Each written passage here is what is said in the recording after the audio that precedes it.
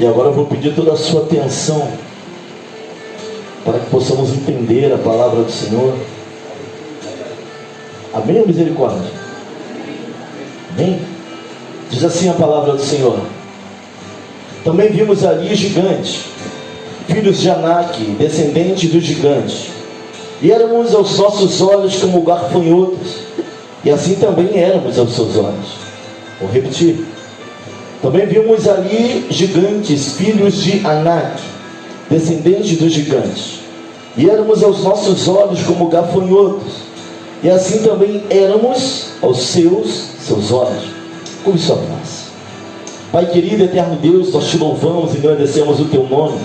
Nós te glorificamos mais uma vez por este dia ao qual o Senhor está nos proporcionando nesta noite.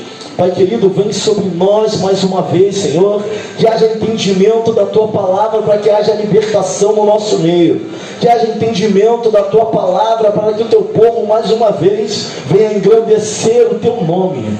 Senhor, que ninguém saia daqui sem esclarecimento, que ninguém saia daqui sem entender aquilo que foi pregado, que a Tua palavra, Senhor, faça parte, que possamos guardar os Teus mandamentos e aplicá-lo no nosso dia a dia. Como nós precisamos dessa palavra, porque é ela, Senhor, que nos aquece, é ela que muda as nossas concepções, é ela que nos dá a direção. Se houver algum impedimento neste lugar, nós repreendemos já para a honra e glória do Teu nome. Fica à vontade, Senhor, no nosso meio. A igreja é Tua, o povo é Teu. Há cansaço, sim, Senhor, há guerras aqui neste lugar, mas Tu és o Deus soberano, que nos livra de todo cansaço, todas as batalhas. Mas aquele que dá a direção onde há desespero, porque ao homem cabe a confusão de rosto, mas de ti, somente de ti, vem a palavra rema, a palavra reta, a palavra que nos conduzirá à Tua presença. Assim nós oramos e te agradecemos. Amém, amém e amém. Poder sentar. Mas meu irmão, presta toda a atenção aqui. Nesse momento não conversa com o irmão do teu lado, presta atenção naquilo que Deus vai estar falando ao seu coração.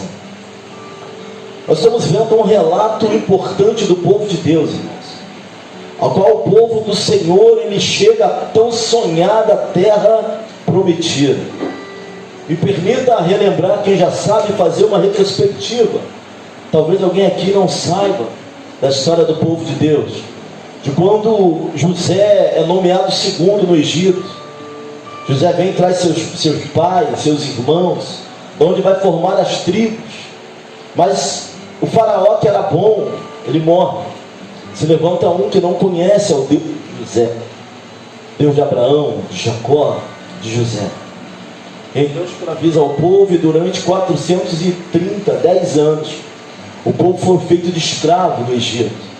O povo sofreu. Quanto mais se apertava o povo, mais o povo crescia, porque era o povo de Deus.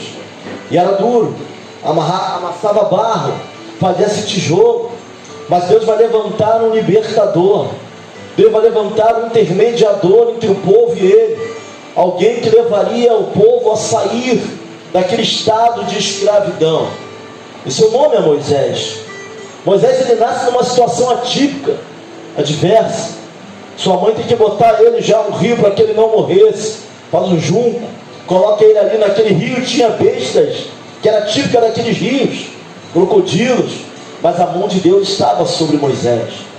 E tudo que Joquebede orava e pedia a Deus é para que Deus livrasse Moisés da mão de Faraó. E o livramento de Deus vem totalmente contrário do pedido de Joquebede. Deus vai levar Moisés para o seio do Egito. Deus vai fazer o contrário, Ele vai dar livramento. Mas o livramento de Deus não é aquilo que eu espero. O livramento de Deus não é aquilo que você espera. Fala para o vizinho aí teu, fala assim, ó, Deus faz é da maneira dele. Fala com ele.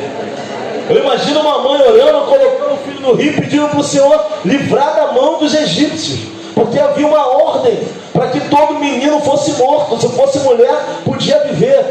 O expurgo, o extermínio dos homens, para que o povo não crescesse, não se fortalecesse, para que o exército de Deus não tivesse homens suficientes para poder lutar pela liberdade. Mas Ele vai fazer justamente o contrário. Moisés vai ser criado pela filha, uma filha de Faraó. Mas ele tinha sangue de intercessor. Moisés tinha sangue de sacerdote. Ele vai sair daquele lugar, vai cometer um homicídio, vai ver um egípcio destratando um israelita, e ele vai fugir. E o restante, Deus vai falar com ele no monte, no meio da sarça ardente, vai dar a missão ali para o seu filho. Moisés vai voltar para o seio e vai falar para que Faraó libertasse o povo do Senhor, para que o adorasse no deserto. Mas é interessante que o povo sai do Egito, mas o Egito não sai do meio do povo. O povo ele é liberto a parte física, mas a sua alma, seus desejos, seus pensamentos ainda eram de escravo, de alguém que ainda vivia no Egito. O povo viu o mar se abrir, Deus mandou sarar para o povo, a água se torna em sangue, a água sai da rocha. Eles viram milagres, eles viram o sobrenatural. Deus ele vai mover céus e terra para mostrar para o povo dele quem ele é. Era nuvem de dia, porque o deserto, o sol é escaldante, era coluna de fogo à noite, era anjo guiando. Deus vai mover todo o sobrenatural, mas o coração do povo era um coração de escravo. Todo o tumulto que tinha, o primeiro desejo do povo: porque nos tiraste do Egito. Alguns pregadores vão chamar aquele povo de geração de fogo de palha. Deus operava um milagre, eles se alegravam e daqui a pouco estavam murmurando. Isso é uma coisa que Deus ele não gosta, é de murmuração.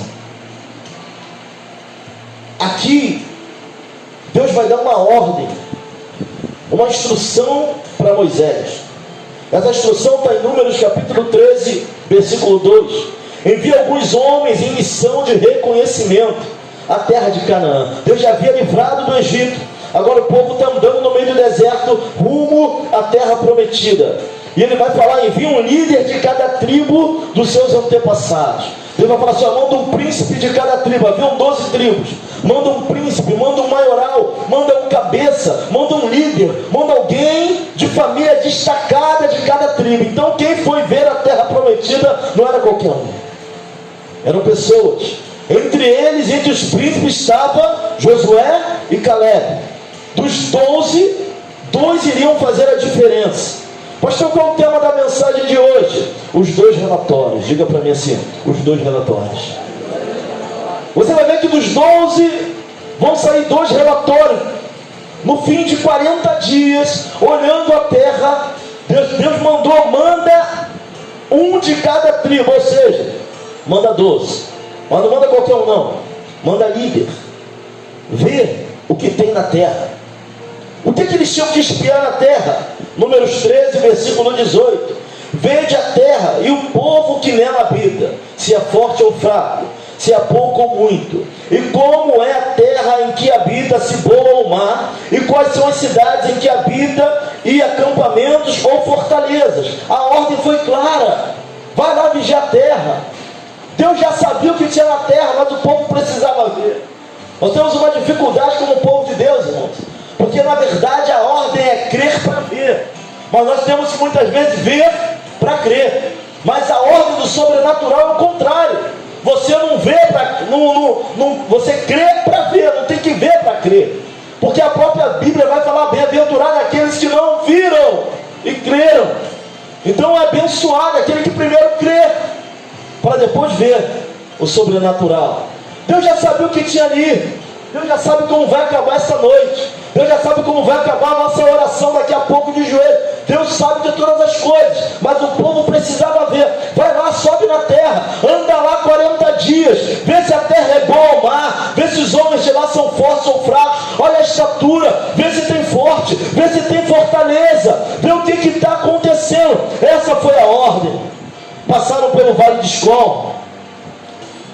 Eles vão pegar ali um ramo de vide, cacho de uva é tão grande que era o ramo, que eles vão ter que botar aqui, 2 homens vão ter que levar.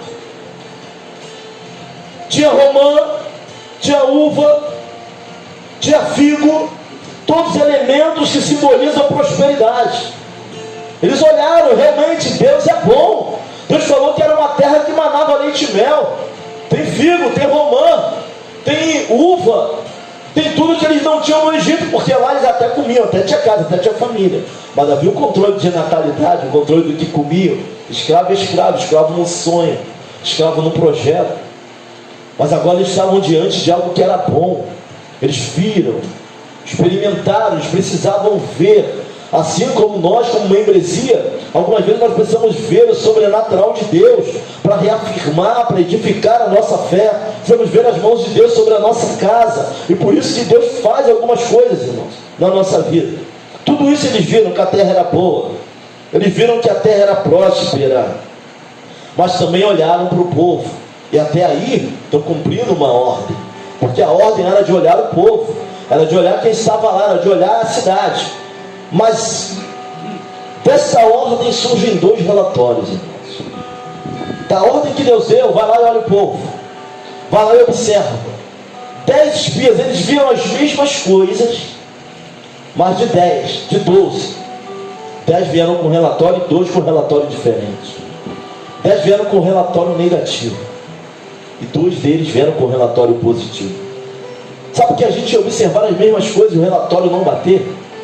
Viram o mesmo povo, viram as coisas boas, o relatório bateu. Mas quando chegou na dificuldade, vimos ali os Anaquins. Anaquins vêm os descendentes gigantes, eram homens de grande estatura. Então os homens que eles iam ter que enfrentar eram homens bem maiores do que eles. As cidades eram fortificadas, tanto era que o muro de Jericó era enorme. O povo de Deus não tinha nada. Era um povo de rural, de gado, de plantação. Não tinha arma para guerrear, não tinha arma para destruir uma fronteira, uma barreira. Então quando eles vêm, eles também vêm contando as coisas boas, mas vêm contando as coisas ruins. Até aí, eles estão cumprindo a ordem do Senhor. 2 relatórios. Atos 7, versículo 38. Pois no deserto Moisés foi o mediador entre o povo de Israel e o anjo que deu a eles a lei de Deus e a palavra viva no Monte Sinai, para transmiti-la a nós. Ou seja, Moisés era mediador. Quando o Novo Testamento vai falar de Moisés, vai falar de Moisés como mediador entre Deus e o povo. Tanta verdade que quando o povo quis ouvir a voz de Deus, o povo vai subir no monte e vai dando trovão, trovoado, o monte fecha, não entende o que Deus tem, eles voltam correndo. Moisés, não, nós não queremos morrer, suba em meu lugar. Tem até um hino que fala sobre isso. Então nos tira o medo que nos faz dizer: Moisés, suba em meu lugar. Tempestade a você, chuva forte a você. Ou seja, ele não consegue, porque o povo não tinha esse nível de santificação para chegar diante do Senhor. Moisés, quando ele entrava na presença do Senhor, quando a nuvem se apartava, a face dele brilhava. Não dava para olhar para a face de Moisés, porque a glória do Senhor se misturava a Moisés. Tamanho era o nível de intimidade. Diga para alguém assim: tem intimidade com Deus. Fala para ele. Dá para melhorar o nível de intimidade, irmãos, com Deus. Tamanho era o nível de intimidade. Então Moisés era o intermediador. E se Moisés era o intermediador, hoje também na obra existem coordenadores, que estão entre aquilo que Deus revela e aquilo que nós temos que cumprir. Então temos que ter um cuidado hoje com a nossa vida. Porque às vezes quando dizemos não a um líder ou uma obra, estamos dizendo não ao próprio Senhor, porque Ele é quem dá. Aqui é algo que nós temos que pensar e pensar bem. Porque quando rejeitamos a obra que Deus tem na vida de alguém, que é coordenador, que está na frente, não é a pessoa que você está rejeitando, não. É aquilo que Deus mandou para o seu povo. Moisés, ele era o mediador entre o povo e Deus. Mas pastor, o mediador agora é o Espírito Santo. Mas ainda tem coordenadores daquilo que Deus quer na obra. Às vezes rejeitamos uma obra, não está rejeitando o líder de intercessão, não. É o próprio Deus que deu a visão. O povo de Deus tem que andar com temor, irmãos. Nem tudo dá para fazer, mas cuidado com pouco caso. Pouco caso das coisas de Deus é algo complicado. Deus vai falar que nós não devemos falar mal das coisas santas. Muito cuidado. Porque quando nós rejeitamos uma obra, ou seja, o líder de juventude, não é ele que está rejeitando, não é Deus. Porque Deus assim mandou ordenar. Deus assim mandou consagrar. Então temos que ter muito cuidado com aquilo que se passa pela nossa mente e pelo nosso coração. Moisés, ele era intermediador, é ele que intermediava entre o povo e Deus. Então rejeitar a Moisés era rejeitar a Deus. Quando eles voltam e dão um relatório para Moisés, estão dando um relatório para quem? Para Deus. Porque se Moisés é intermediador, ele vem com relatório negativo, entrega para Moisés. Estão entregando para quem um relatório negativo? Que relatório você tem colocado diante do Senhor da tua vida? Responde não. Reflexão, pergunta retórica. Que relatório você tem entregue? O que você tem trazido para o Senhor? Qual tem sido a perspectiva da tua vida, daquilo que Ele tem mandado fazer? Qual é o relatório? O que nós temos feito com os talentos, com os dons, com a ordem que Deus tem nos dado? Qual é o relatório que tem entregue diante do Senhor? Temos que ter muito cuidado com isso, irmãos. Porque essa é uma coisa chamada mordomia cristã. O mordomo nada é dele, mas ele presta conta. Nós somos mordomos do Senhor na terra. Família é mordomia, não é tua. Deus te deu para você tomar conta por um tempo. Esposa, marido, filho, exerça a mordomia da melhor maneira possível. Talento, dom é mordomia. E acredite, Apocalipse vai dizer que ele vai se assentar no grande trono e vai julgar a todos. Ele vai ter todo o tempo do mundo para isso. E vamos responder por tudo que ele colocou na nossa mão. Por aquilo que fizemos de bom e aquilo que fizemos de ruim. Tem umas denominações aí falando que não tem rol de membro, que não quer saber de quantidade, por isso. Mas a Bíblia vai nos relatar 2 livros: o da vida e o das obras serão abertos. E ele vai ter todo o tempo. A Bíblia diz que os céus fugirão dele. É algo terrível, irmãos. E uma eternidade para julgar um por um, até os mortos ressuscitarão. Todos passarão pelo grande trono branco. Ele tem poder para isso. Então isso me deixa muito temeroso daquilo que eu estou fazendo com o que ele me mandou fazer, o que eu estou fazendo com ele.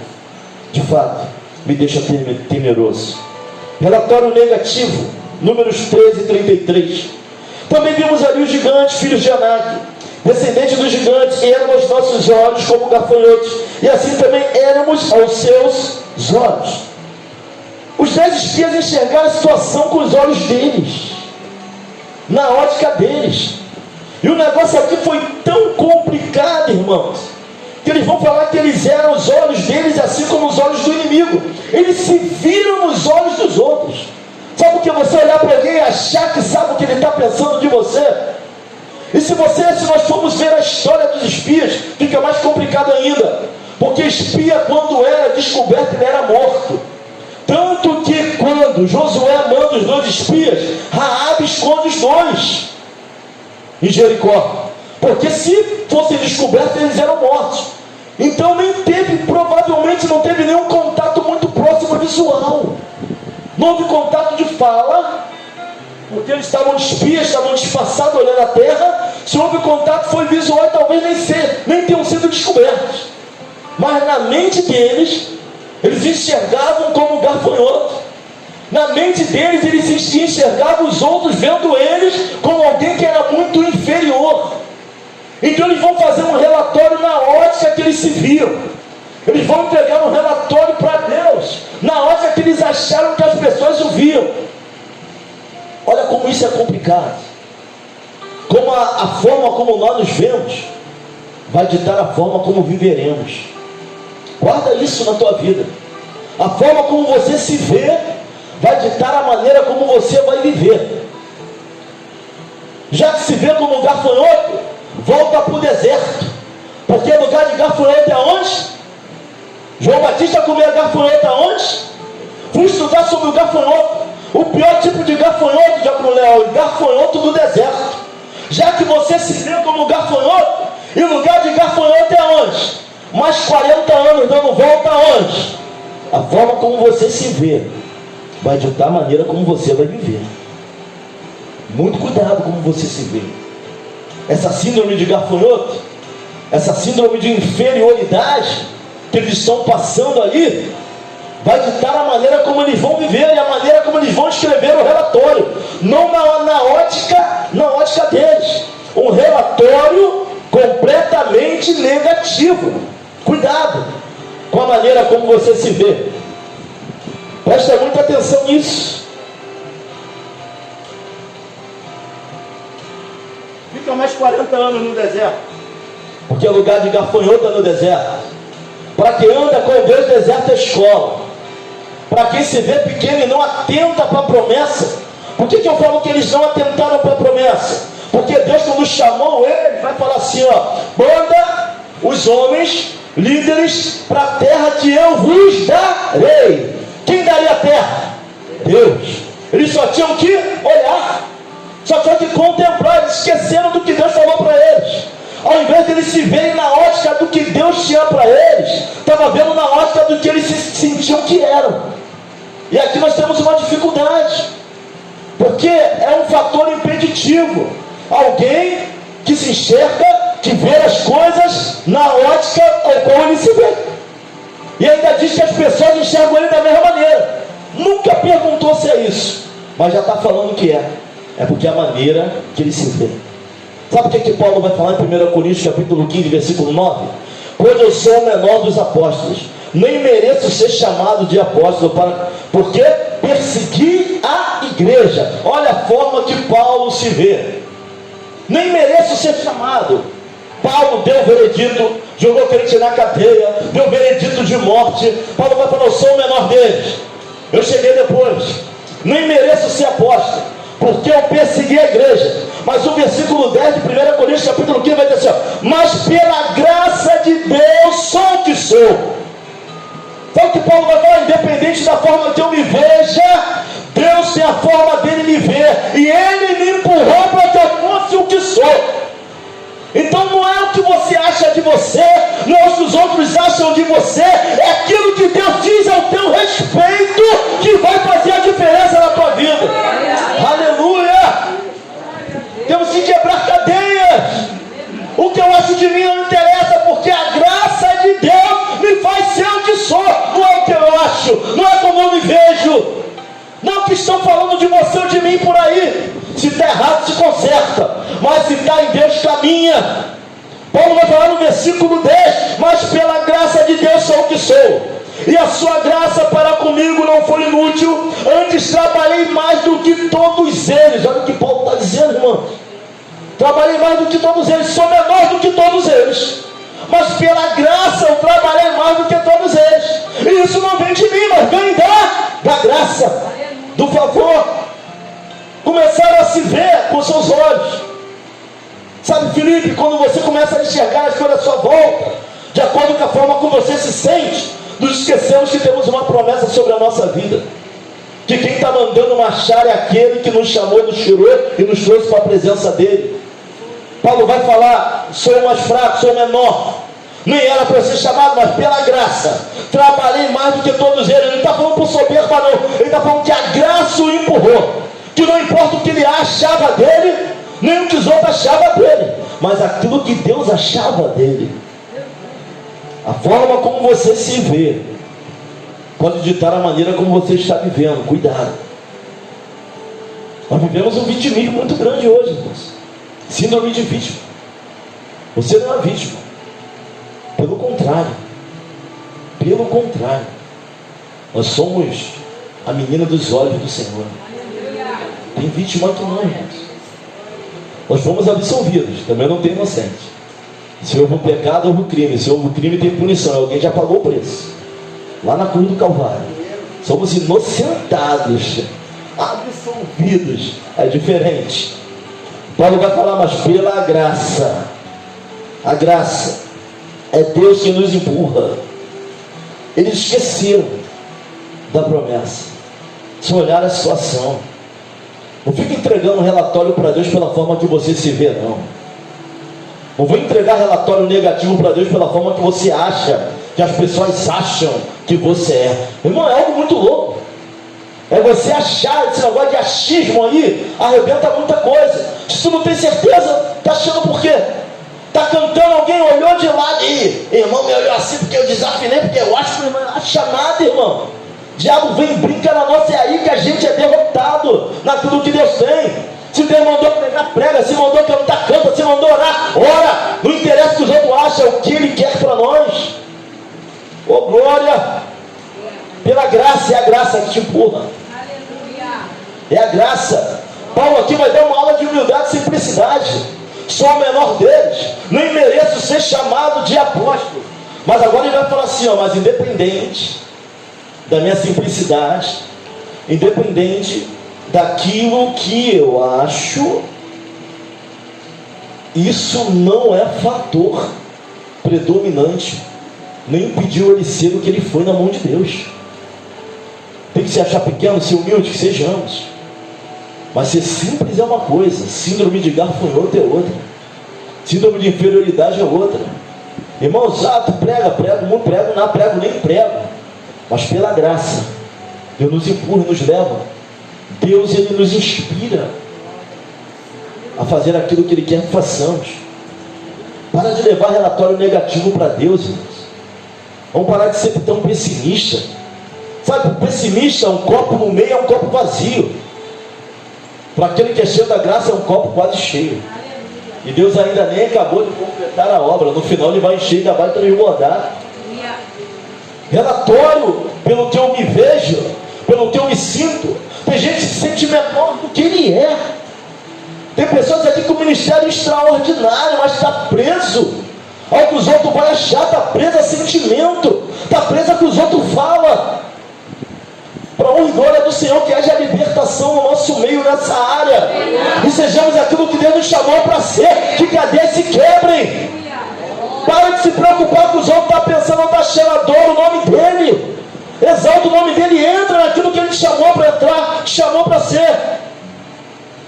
Josué e Caleb vão entregar o relatório deles. Relatório baseado no que Deus falou. A terra que eu vos darei. Esse é o relatório de Josué e de Caleb. Caleb vai se levantar no versículo 30. Então Caleb fez calar o povo perante Moisés e disse: subamos animosamente. O que é animosamente, irmão? Não tem para ninguém, é Deus quem está falando. Vamos subir, vamos tomar isso tudo, vamos cair por terra. Subamos. Ele acreditava que no momento em que ele subisse, Deus iria se manifestar. Não ia ter barreira, não ia ter cidade forte, não ia ter estatura, porque com Deus os gigantes caem, não tem gigante certo para aquilo que Deus vai fazer em nossas vidas. Que gigante o Senhor está falando, pastor, agora? Gigantes são estruturas no mundo espiritual que estão tentando segurar. Subamos. E fala comigo assim, ó, subamos animosamente. E vamos falar mais. Nos entregarão como pães. O que é um pão, irmão? Na mão do guerreiro, é só fazer assim, cortar. E é tão verdade que depois de 40 anos no deserto, Josué ele vai entrar na terra, vai mandar dos espias. A prostituta Raabe, vai acontecer a história, Deus vai converter a família dela, vai puxar para ele. Eles ainda estavam temendo o Deus de Israel depois de 40 anos. Tudo que aconteceu no Egito ainda ecoava no ouvido deles. Imagina agora fresquinha ali, eles acabam de sair do Egito, o que Deus faria? Mas como se viram como gafanhoto, Deus por essa geração toda aí, vai morrer no deserto. Ninguém daquela geração, só Josué e Caleb. E os jovens lá com a idade menor para entender algumas coisas que aconteceram no Egito. O resto, Miriam, Arão. Moisés demonstrou a terra, mas também não entrou. Alguns vão falar que ele nem precisava entrar, que Deus tinha coisas muito maiores para ele, eu sei disso. Mas ali em Canaã ele não pisa. Ele olha a terra do monte, o diabo vai pelejar pelo corpo dele. Olha só, Deus tem que tirar o corpo de Moisés da terra. Vai ter guerra até para o corpo de Moisés. Mas ele não entra. Ele vê, ele enxerga, mas ele não entra. Porque Deus, quando Ele dá a palavra, não tem como voltar. Depois que Ele fecha uma porta, ninguém abre. A porta que Ele abre também, eu quero ver quem é que vai fechar. Pode pelejar, pode guerrear, pode difamar, pode falar mal, não vai fechar. Foi Deus que abriu. É Deus quem está operando. Relatório negativo. Versículo 31. Porém os homens que com ele subiram disseram: não poderemos subir contra aquele povo, porque é mais forte do que nós. Qual foi a ordem? Ver se o povo é forte. A ordem foi fazer comparação? Não. Nosso problema é não atentar para a palavra. É falar, Moisés, o povo é forte, o povo é grande, as cidades são fortificadas. Alguém falou para falar que eles não teriam nem chance? Não. Isso aí já é deles. Toma decisão em cima de emoção para ver o que acontece. Toda decisão tomada em cima de emoção dá ruim. Toda. Por isso que a Bíblia diz que o choro pode até durar uma noite, mas a alegria vem. Respira, pensa, ora. Provérbios 4, 23. E tudo que quiser guardar, guardar em vosso coração, porque dele provém todas, não é uma nem duas não, todas as saídas da vida. Olha para alguém e fala assim: equilíbrio, meu irmão, equilíbrio. Sabe, o sufoco de hoje está pesado, hoje o gigante é grande, hoje as cidades estão fortificadas, mas amanhã Jericó cai na 7ª volta, amanhã Jericó cai no tocar da trombeta, amanhã Jericó cai no alarido do povo, amanhã Jericó cai quando tu começar a glorificar. Hoje parece que não vai cair, tem cadeias hoje que parecem intransponíveis, de tão grandes que são, mas amanhã, quando eu entrar no centro da vontade, quando eu cumprir o que Ele quer, quando eu parar de me ver tão pequeno, quando eu parar de olhar para a dificuldade, para olhar para a promessa e para a palavra que foi lançada sobre nós, Jericó cairá e os gigantes também. Não sobra um Anaquim. Depois de 40 anos, Caleb vai chegar para Josué e vai falar assim: ó, eu quero aquela terra lá dos Anaquins. Ele fica engasgado, filho. Tem noção do que eu estou ficando engasgado 40 anos já com o Leonardo? Para a postura de Caleb, ele ficou engasgado. Agora já não eram homens de 40 anos, eram homens de quantos? 80? 80 e alguma coisa? Agora não é mais Moisés, agora quem é? Josué. Josué está na liderança. Só que eles estavam juntos quando deu ruim, e eles queriam subir, e a Bíblia vai dizer que eles iam ser apedrejados, porque quando todo mundo está com ânimo lá embaixo e vê alguém falando diferente, movido por Deus, ninguém entende, porque quem está inclinado para a carne não vai entender o que é espiritual. Não tem como. Quem está inclinado para a carne e desespero nunca vai entender o que vem da parte de Deus. Josué e Caleb se levantam, vamos apedrejá-lo, mas Deus interviu. Levantemos um capitão, capítulo 14, e voltemos para o Egito. Por que quando alguma coisa dá errado, o primeiro desejo é de voltar para o Egito? Por que quando alguma coisa dá errado na nossa vida, o meu desejo é de chutar o balde? Volta não. O Egito não é mais o nosso lugar não. Se o povo voltasse para o Egito, matariam todos eles. Isso aqui eu estou conjecturando, porque o prejuízo que eles deram foi muito grande. Tem lugar que não é mais para você voltar. Se voltar, morre. Se voltar, fica pior do que a situação estado anterior. A Bíblia diz que quando os espíritos malignos saem de uma casa, quando eles voltam, voltam 7. Se era 7, vai ser 14. Se é 14, vai só dobrando. Dá para voltar não, irmãos. De onde Deus nos tirou, você não tem a opção de voltar. Olha para alguém e fala assim: ó, você não tem a opção de voltar, meu irmão. Não tem. Não tem como voltar atrás. Levantemos um capitão e voltemos para o Egito. Não é o nosso lugar. Não é mais o nosso lugar. De onde Deus nos tirou de vez. Aconteça o que acontecer, fica firme, porque Deus tem a sua palavra sobre nossa vida. Vai falar assim: pastor, quem tem promessa não morre? Morre sim. Aquele povo tinha promessa, morreu tudo aonde? Não entra embaixo da vontade não, para ver se não morre mesmo tendo promessa. Não entra embaixo da palavra não, para ver se não morre. Aquele povo Miriam tinha promessa, morreu no deserto. Ah, não tinha promessa, morreu no deserto. E aí? Eu não morrerei enquanto a promessa. Não entra embaixo do que ele quer não, para ver se não morre e não vê as promessas se cumprindo. Talvez nossos filhos vejam. Deus é tão bom, irmãos, que aquilo que eu não recebo porque não entendo, às vezes ele passa para a nossa geração. Tão maravilhoso que esse Deus é, porque de fato alguns não entendem, irmãos. Eu estou orando ao Senhor para entender. Sabe, eles vêm falando assim: ó, aquele povo lá é mais forte do que nós. Eles estão apavorados e apavorando todo mundo. O problema do apavorado, de quem não é espiritual, é que para ele não basta ele se inflamar. Ele vai tentar inflamar mais alguém. Ou eu não vou no seminário não, tu vai? E se eu fosse tu também não ia não. Ele não consegue não fazer sozinho. Ele quer levar mais alguém com ele. A seu inimigo. Se para ele tivesse salvação, acredite, sem Deus só tem lugares úmidos e áridos. Para ele não tem mais esperança, mas para nós tem. Então, como para ele não tem, ele vai tentar levar o máximo possível com ele. Não quer ir sozinho. Versículo 32.